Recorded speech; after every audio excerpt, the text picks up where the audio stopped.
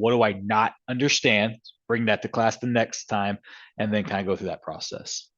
At least that's what I would do in a student situation. All right, so this one is 9.3. It's still solving linear equations. So not a new concept, just progressively going one step further with them. And now what's going to happen is they're going to be in the form of ax plus b equals cx plus d. And what that means is now you're going to have the letter that you're trying to solve for on both sides of the equation. And the goal is to get it to one side.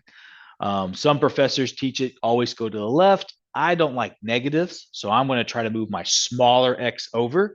I get the concept of other professors wanting to move everything to the left, because when we start getting into inequalities, that's the goal, is to move everything to the left. So the inequality sign will tell you what to do. But completely up to how y'all want to do it. All right, so here's our first question. 7x plus 4 equals 3x minus 20.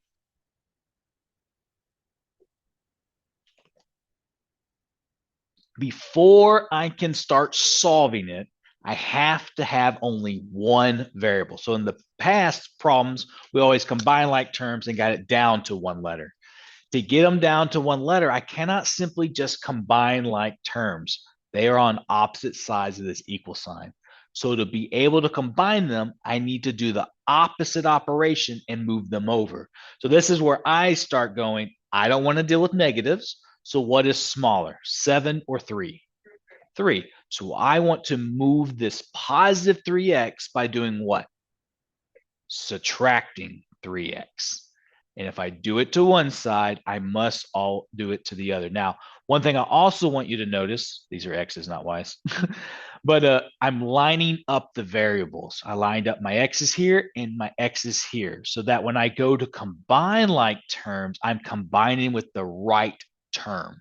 Don't put the 3x over here, because you might combine it with your 4. Line it up with its like terms. It'll help you in the long run.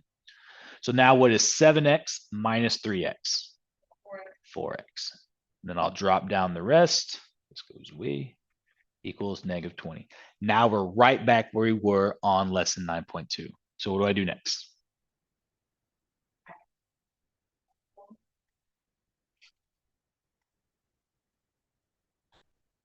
Ooh.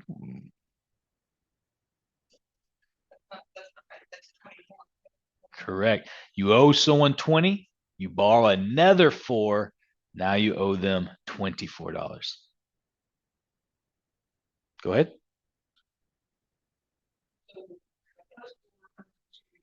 A minus 4. Correct. One side, if I do it to this side, I have to do it to this side.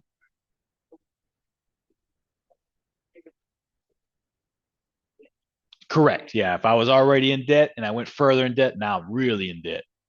All right. So now what?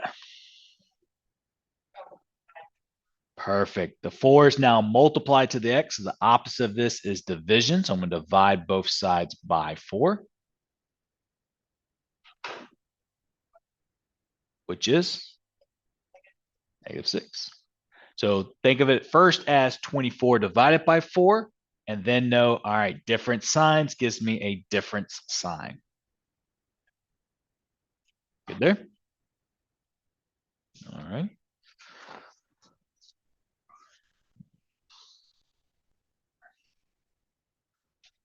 So we have 6x plus 3 minus 2x equals 2x minus 15 plus 4. So now we're kind of combining everything we've learned up to this point. So before I can move my x's over, I still need to combine like terms first. So on the left side, what can I combine?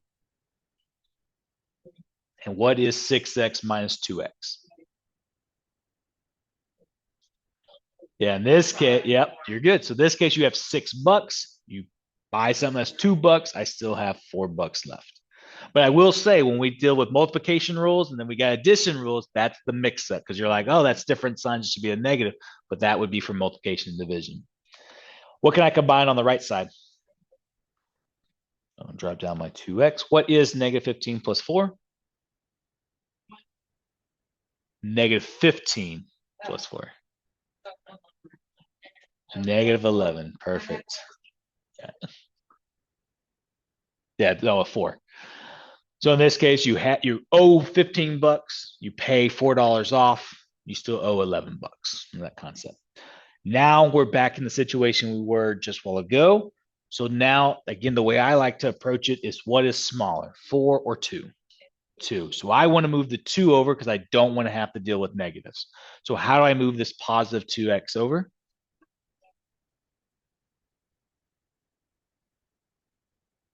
What am I going to do to move this 2x? Minus it, right? This is a positive 2x. So I'm going to subtract 2x. I will say when it comes to division or multiplication, that's usually going to be your last step 95% of the time. There are situations where it won't be, but typically your multiplication division is the last thing you do. So that will go away. Got negative 11 equal positive 3. I don't know why I went backwards, but 4x minus 2x is 2x. Okay. Now we're back to 9.2. So what do I do now? Good. I'm going to subtract the 3. What is negative 11 minus 3?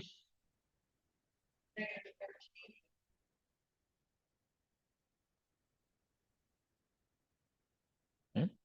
So if I owe $11, I borrow another $3, I now owe $14.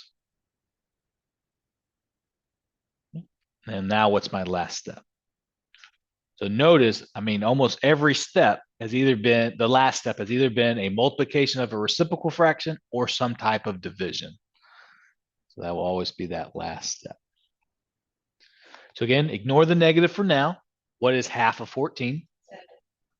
Now a negative and a positive make a negative. Absorb it. What's the questions? All right. All right, let's bring decimals back now that we got somewhat of that concept seen. So I have 5y plus 1.4 equals 7y minus 2.8. First rule of thumb, combine like terms if you can. Can I combine anything? No. So now I want to move my y to one location. And again, some professors go to the left. I don't want to deal with negatives. So what's smaller, 5y or 7? So how do I move that 5y over? Minus it. Again, lining up like terms in the process.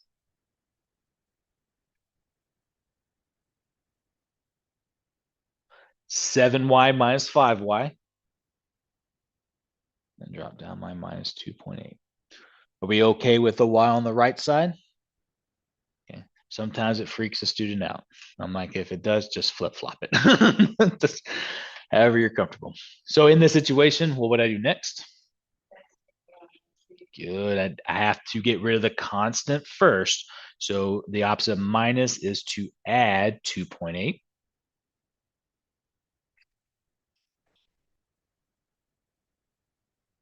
So what is 1.4 plus 2.8? 8 plus 4 is 12. So I drop down the 2, bring the 1, and then that gives me 4.2. What do I do now? Divide by 2. So what is 4.2 divided by 2? 2.1. 2 goes into 4 twice, 2 goes into 2 once. Be okay with decimals?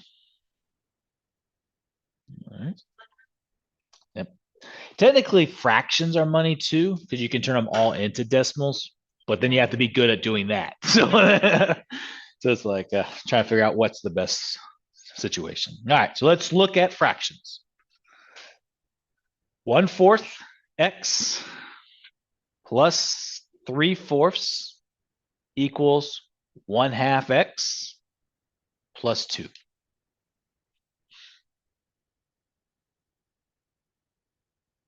What is my process here? What am I going to do?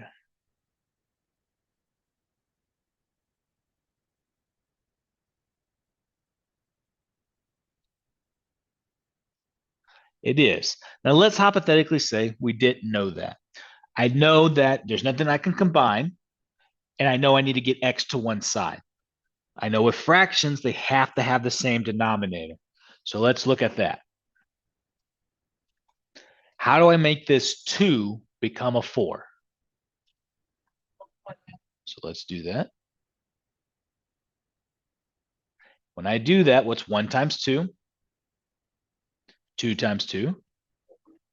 So here's what I got now. So now looking at it, is 1/4 smaller or is 2/4 smaller? 1/4. So again, maybe you didn't realize that 1/4 was smaller because they'll get more complicated fractions, and that's where you'll want to do it. So now I want to move this one over, so I don't want to have to deal with negatives. So how do I move this positive 1/4 x over? Good. I want to minus 1/4 x minus 1/4 x. We'll get this all lined out. That will go away. And now I got 3/4. What is 2/4 minus 1/4? Perfect. The denominator stays the same. And then it's simply just 2 minus 1, which is 1. And then we bring down the x.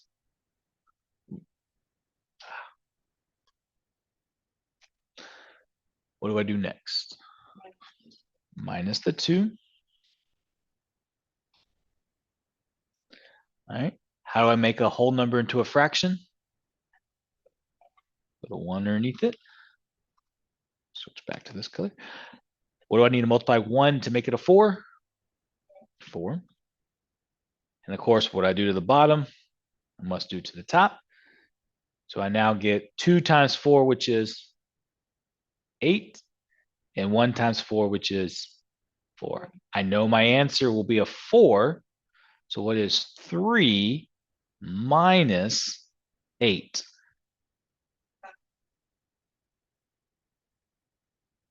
-5. You have $3. You want to buy something that's 8, you still owe $5. And then this was equal to 1/4 x. All right. Tell me, what do I do now? Reciprocal. Multiply by the reciprocal. So I'm going to multiply by 4 over 1. But of course, what I do to one side, I must do to the other side. That x in the middle is still there. Okay. And now we just multiply straight across. So 4 times -5.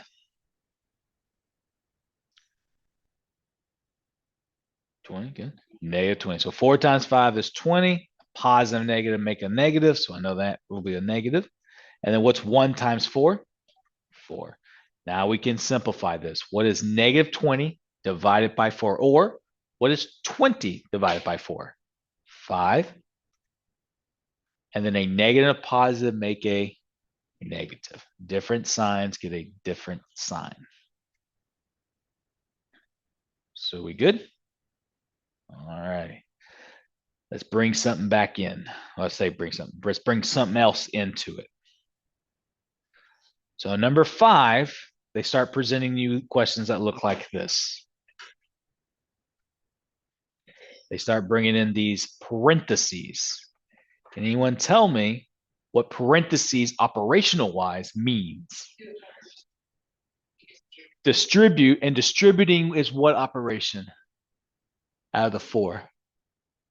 Multiplication. So we're distributing by multiplying whatever this guy is to all the terms inside. By the way, terms are separated by addition and subtraction. So this would be something that has 2 terms. So that 3 needs to be applied to the y and the 5. So in this case, again, distributing means to multiply. So 3 times y would be, and then bring down your minus sign. And then 3 times 5, negative 15, that's good too. And now we got to do the same thing to this other side. 8y, and then plus 8. Very good. So now that parentheses are gone, now I need to combine like terms. Can I do anything on either side? Good. I can go on the right side. I have an 8 minus a 3. So I want to rewrite the right or the left.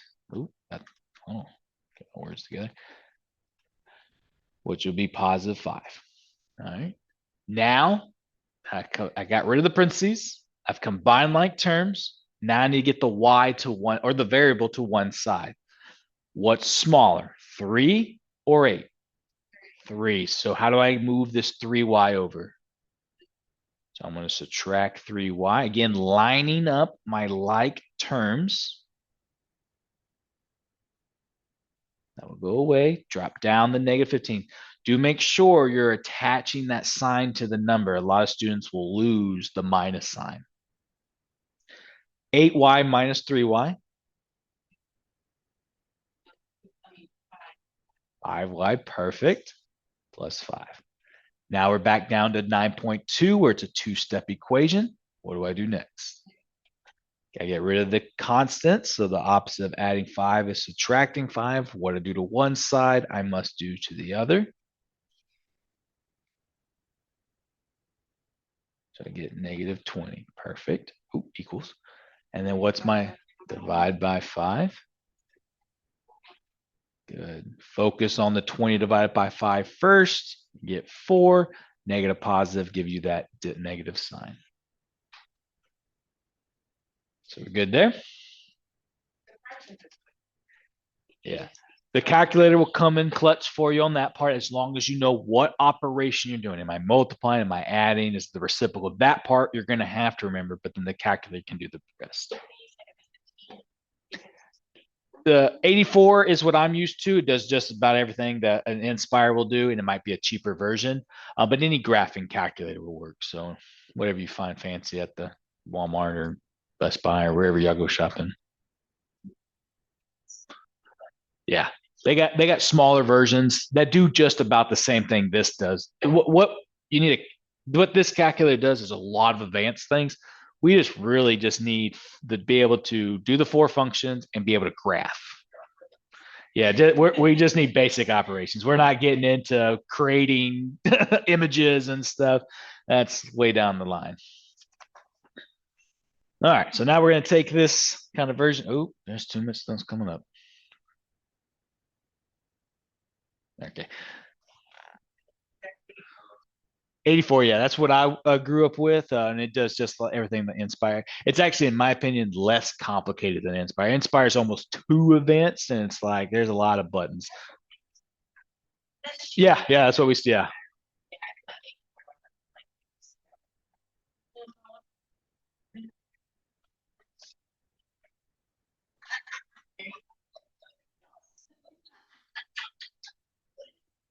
All right, so there we go. So this is now negative 5, 3x plus 7 minus 11 equals negative 7 parentheses x minus 1 minus 5.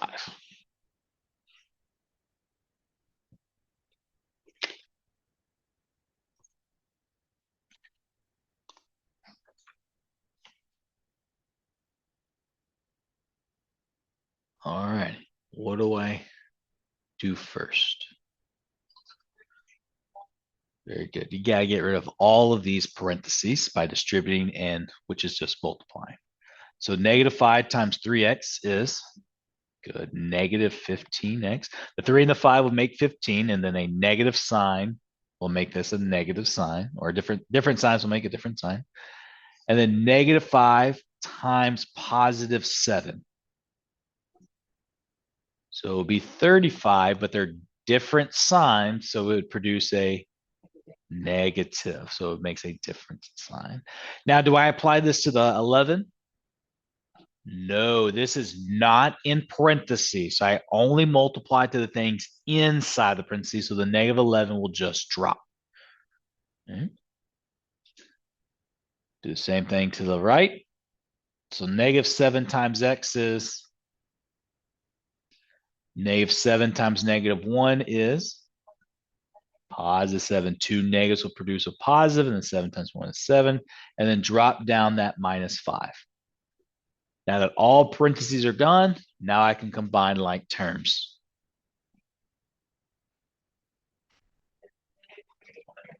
Very good. So what is negative 35 minus 11? 46. Because you owe 35 bucks and now you're borrowing another 11 bucks. Now you're 46 bucks in the hole. And then what can I combine over here? What's 7 minus 5? 2. Now what do I need to do?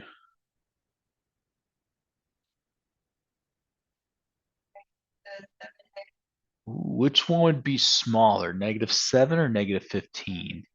Negative 15. The bigger the negative, the smaller the actual number is. So in this case, I want to move the negative 15. And how do I do that? I need to add it. Now, the reason I'm moving the 15x is because when I combine these two numbers, I'll finally be away from those negatives. So negative 7 plus 15 would be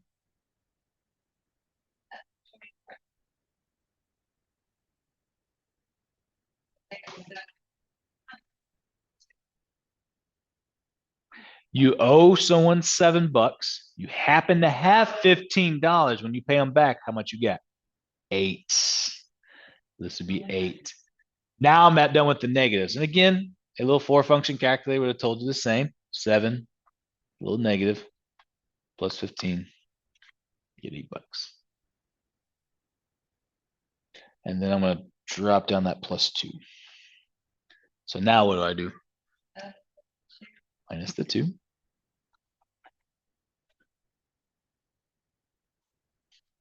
Negative 48, perfect, because you went further in debt. Now what's the last move? Divide by 8. 6, so 48 divided by 8 is 6. And then a negative and a positive is going to make it a negative 6. Perfect. All right, we good? Okay, let's look at another one that some students will typically get wrong. And it's just a simple thing that causes them to do it. But let's take 2 minus 2 parentheses x plus 5 close parentheses equals 3 parentheses x minus 6. What does your brain want you to do first? Either side doesn't matter. So what am I distributing? Okay, we can do the right side. So 3x.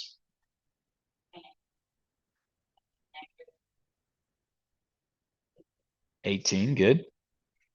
And what about the left? That's where the mistake is. You can't combine, not until all parentheses are gone. So you have to multiply the negative 2. If you try to combine too soon, you'll get the wrong answer. Like 2 minus 2 is 0, right? And so I would have zeroed out the whole left side, and that's not the concept. But that is right there the biggest mistakes all students make. So just note, you have to get rid of parentheses first before you go into combining like terms. So I'm going to drop that 2. So then negative 2 times x is a negative 2x. And then negative 2 times 5, it'd be 10, and then it'd be negative 10. Perfect. Now that parentheses are gone, now I can combine like terms. So what can I combine on the left? All right, so I'm going to drop down the negative 2x. 2 minus 10. So you have $2. You won a purse or something for $10, but you still owe $8.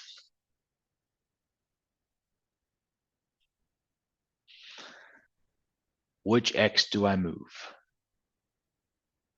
Which one's smaller? Very good. That negative is definitely smaller than the positive. So how do I move that negative 2x over? And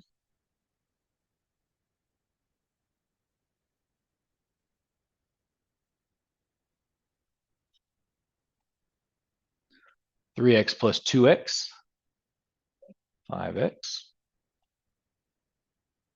What's my next move? Good, get rid of that constant. So I'm going to add 18, which is the opposite of subtracting. Negative 8 plus 18, 10. You owe $8. You happen to have $18. When you pay them back, you still have $10 to claim as your own. What's my last move?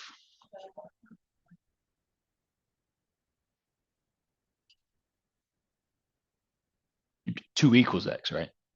Okay. That's a misconception too. Some students will say 2x and then they're going to divide by 2. And I'm like, what are you dividing now? There's nothing left. But that is a concept that your brain starts going so fast, you start getting the concepts and then, so, oh, did not mean to do that. So 2. Perfect. All right.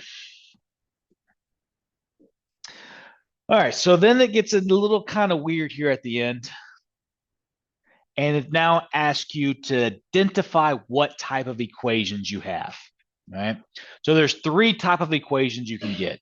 You can get, so here's types. You can get a conditional, which is basically you get an answer. Like you get a solution. Meaning at the end of the day, x equals some number. Basically, everything we've done has been a conditional equation because we got some type of answer. All right. Then we're about to observe some that are called the identity. And this is when you end up with what we call an infinite solution.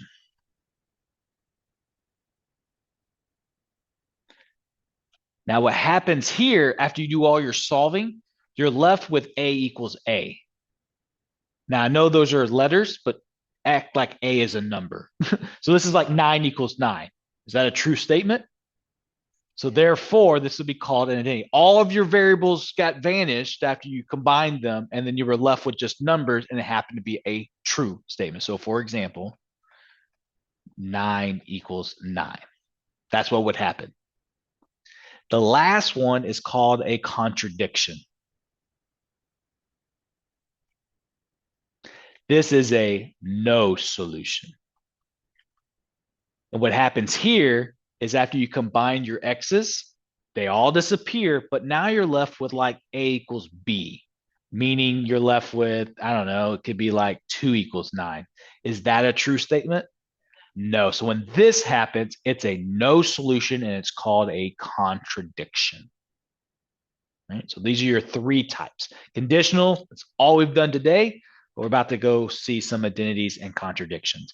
On the homework, it's going to ask you to identify which one these are. So you'll go through the solving process and go, oh, it's this, or it's this, or whatever the concept is. All right, so let's look at number 8.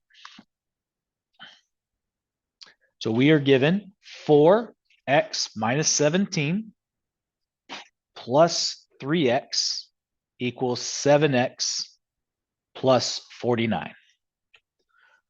Knowing what we know now, what is my first move?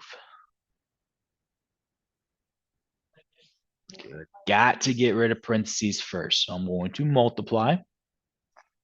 So 4 times x. 4 times negative 17.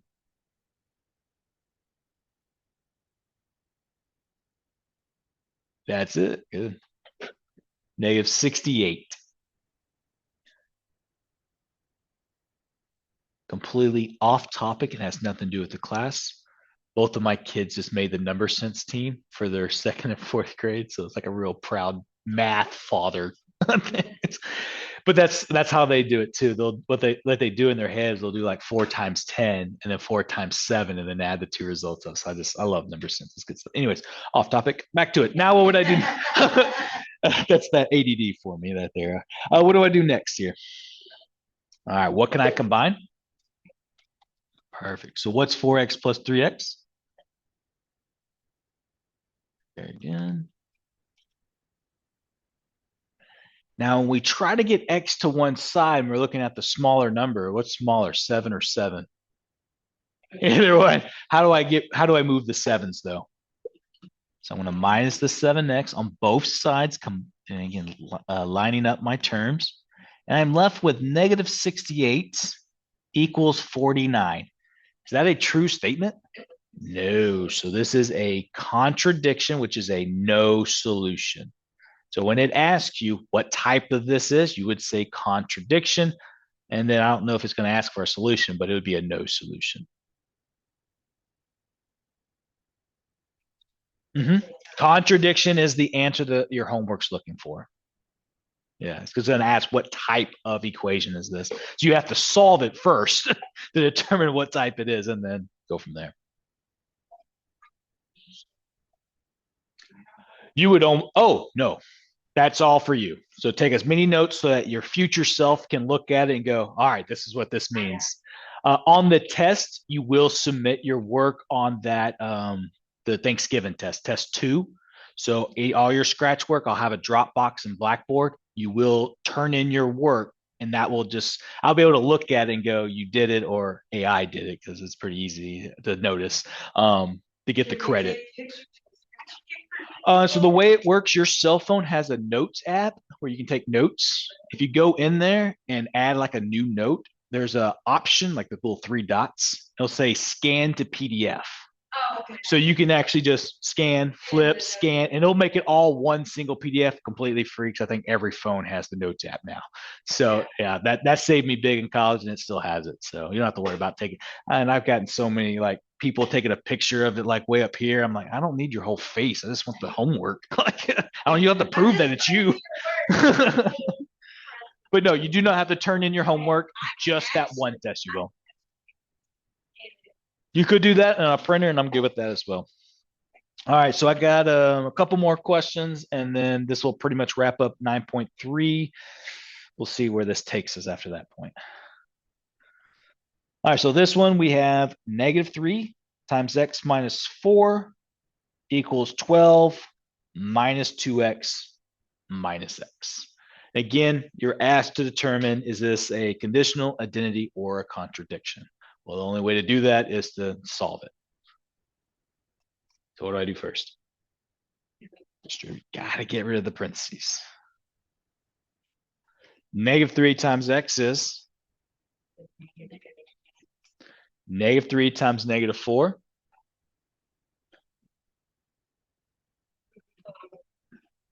You're multiplying. So look at it as just 3 times 4 at first, and it's 12, and then 2 negatives will produce a positive. So you look at 3 times 4 as 12, and then same sign produces a positive sign. So since they're both negative, it becomes a positive 12. But again, it's a typical mistake is, well, now that you have your multiplication rules and your adding rules, we just start kind of get them jumbled up. We just kind of have to separate. And that just really works with repetition. So the more you work on your homework, the more you'll be like, all right, I'm starting to see it. This happened. Because then we start running out of numbers, and some of the numbers are going to be the same. So it's always like, all right, it's always this, and it's always this. And so kind of figure that out too. All right. Oh, yeah. When it comes to math, trust your gut. It's usually the first answer anyways. don't go back and change it. Personally, what I tell students is go through the test, get an answer first, and then if you have to second guess yourself, you're like down to like 10 minutes left on the test, and you won't have to second guess it too long, or whatever the concept might be. On the right side, I don't have any negatives. Oh, sorry, I don't have any parentheses. So what can I do? Very good. So what is negative 2x minus x? Good. I owe $2. I borrow another buck because there's like an imaginary one right here. So I now have negative $3 in the hole. All right. So what do we do next? So how do I move it? Good. Ooh. So I get 12 equals 12. That's a true statement. So it's an identity. Perfect. Nope. English not my thing. Just FYI. I don't take off for spelling. If it does ask for a solution too, this is what a situation where infinite solution. And what that means is you can literally choose whatever X you want and it will work. Like if you want it 5 or 17 or a negative 1,172, it's going to work. That's basically what this kind of solution means. All righty, last one for 9.3. And we'll probably call it a day because I don't want to get into 9.4, which is word problems with the last 5 minutes as you're trying to get out of here. Gotcha. Perfect. So I don't want to. So we'll end here. So here we go. So we got 5x plus 9 equals negative 13 plus 3x. What would be my first move? Good. Combine if I could. I can't quite yet because they're not. And which x would I move? The 3. How do I move the 3? Minus it. Okay. Make sure you're lining up your like terms. What you do to one, you have to do to the other. So you get 2x. Okay. Now what? Good. Subtract the 9.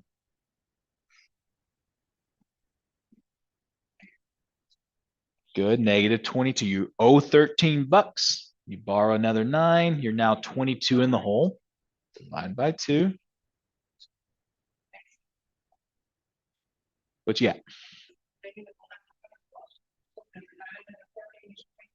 Yeah, so so 13 and 9 would make 22. Because you're going further in the hole, you owe $22. And then now the 2 to the x is multiplication. So the opposite of that is to divide.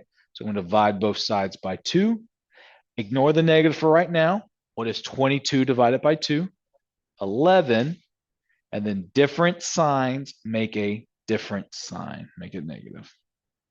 Oh, that's not what the question is. So since I got negative 11 as my answer, this is a conditional. This means you actually got a solution. In this case, it might say, oh, if it is conditional, what's the solution? And then you would write x equals negative 11.